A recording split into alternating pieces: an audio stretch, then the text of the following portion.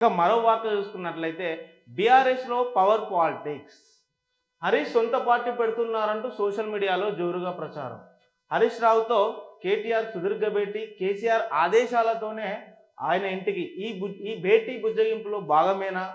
మరోవైపు అధినాయకత్వం మీద కవిత అసంతృప్తి అంటూ ప్రచారం. పార్టీపై ఆమె చేసిన వ్యాఖ్యలు వైరల్ చేస్తున్న కొందరు గులాబీలో అంతర్గత పరిణామాలపై సర్వత్రా చర్చ జరుగుతుంది. ఏంటిది? హరీష్ రావు సొంత పార్టీ పెడుతున్నారు. ఈ బీఆర్ఎస్ పార్టీలో ఉన్న లొసగుల వల్ల వీళ్ళకి పాడటం లేదు.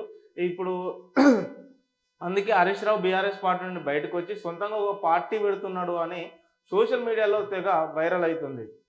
అయితే ఎందుకు ఈ వైరల్ అవుతుందంటే బీఆర్ఎస్ పార్టీ ప్రతిష్టాత్మకంగా తీసుకున్న సిల్వర్ జూబ్లీ సెలబ్రేషన్స్ 25 సంవత్సరాల సెలబ్రేషన్స్ ఎల్కతుర్తిలో చేశారు కదా.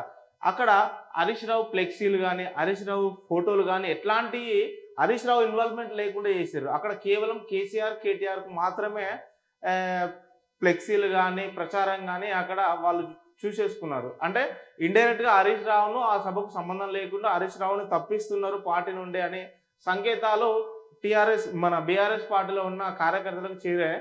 అప్పటి నుంచి హరీష్ రావు, కేటీఆర్, కేసీఆర్, కవిత వీళ్ళకి ఎవరికి పొసగడం లేదు. అందుకే హరీష్ రావు బీఆర్ఎస్ పార్టీ నుండి బయటికి వస్తున్నారు అనే ప్రచారం సోషల్ మీడియాలో విపరీతంగా జరుగుతుంది. ఇప్పుడు కవిత కూడా బీఆర్ఎస్ పార్టీకి వ్యతిరేకంగా నినాదాలు చేస్తున్నది. తను కూడా ఒక కొత్త పార్టీ పెడుతున్నట్టు సమాచారం. అయితే బీఆర్ఎస్ పార్టీలో జరుగుతున్న ఆసక్తికర పరిణామాలపై రాష్ట్ర రాజకీయాల్లో జోరుగా చర్చ సాగుతున్నది. అధికారం కోల్పోయాక బీఆర్ఎస్ పార్టీలో అనేకంటే కల్వకుంట్ల కుటుంబంలో పవర్ పాలిటిక్స్ నడుస్తున్నాయి అంటే జోరుగా ప్రచారం సాగుతుంది. ఎప్పుడైతే బీఆర్ఎస్ పార్టీ తన అధికారాన్ని కోల్పోయిందో, కాంగ్రెస్ పార్టీ అధికారం చేజెక్కించుకున్న తర్వాత బీఆర్ఎస్ పార్టీ నుండి కొందరు ఎమ్మెల్యేలు కాంగ్రెస్ పార్టీలో చేరారు. బీఆర్ఎస్ పార్టీలో ఉన్న క్యాడర్ కూడా కొంచెం ఆలోచించాల్సిన పరిస్థితి వచ్చింది. ఇక బీఆర్ఎస్ పార్టీ అనేది మళ్ళీ అధికారంలోకి రాదు అన్నంతగా కాంగ్రెస్ పార్టీ తను ఇచ్చిన 6 గ్యారంటీలను అమలు చేస్తున్నది. 6 గ్యారెంటీలు అమలు చేస్తూ దానిలో భాగంగా ఇంక కొత్త పథకాలను కూడా తీసుకొస్తున్నది.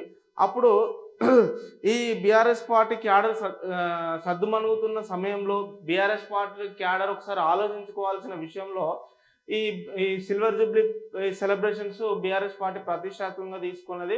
అక్కడి నుండే స్టార్ట్ అయింది. హరీష్ రావుని బీఆర్ఎస్ పార్టీ నుండి బలవంతంగా పంపిస్తున్నారు, నెట్టేస్తున్నారు. అందుకే హరీష్ రావు బయటకు వస్తున్నాడు అని జరుగుతుంది. ప్రతిపక్షంలో పవర్ పాలిటిక్స్ చివరికి ఎక్కడికి దారితీస్తాయి అని పార్టీ వర్గాల్లో సర్వత్రా చర్చ నడుస్తున్నట్లు టాక్. రాజకీయాల్లో సాధారణంగా అధికారంలో ఉండే ఆధిపత్య పోరు ప్రతిపక్షంలో ఉండదు అనేది వాస్తవం. అయితే ప్రస్తుత అధికారానికి దూరమైన గులాబీ పార్టీలో బడా లీడర్ల మధ్య సమన్వయం కరువైందని తెలుస్తుంది. కేటీఆర్, హరీష్ రావు, కవిత ముగ్గురు మధ్య ఆధిపత్య పోరు సాగుతుంది. ఇది ఎక్కడికి దారితీస్తుందో అంటూ చర్చ మొదలైంది. పార్టీ నాయకులు సైతం దీనిపై ఆందోళనకు చెందుతున్నారు.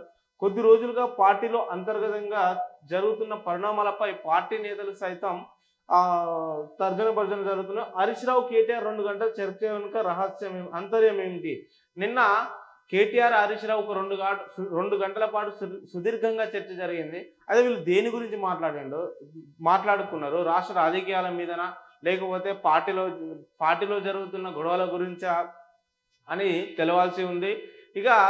ఇక్కడ ఏమైతుందంటే కేసీఆర్ తర్వాత ప్లేస్ ఎవరిది? హరీష్ రావుదా, కేటీఆర్దా, కవితదా అని వాళ్ళే పార్టీ ఈ ముఖ్యమంత్రి పదవి మీద చీలికలు స్టార్ట్ అయ్యి ఏ వర్గం ఆ వర్గం విడిపోతుందని ఒక సమాచారం అయితే ఉంది.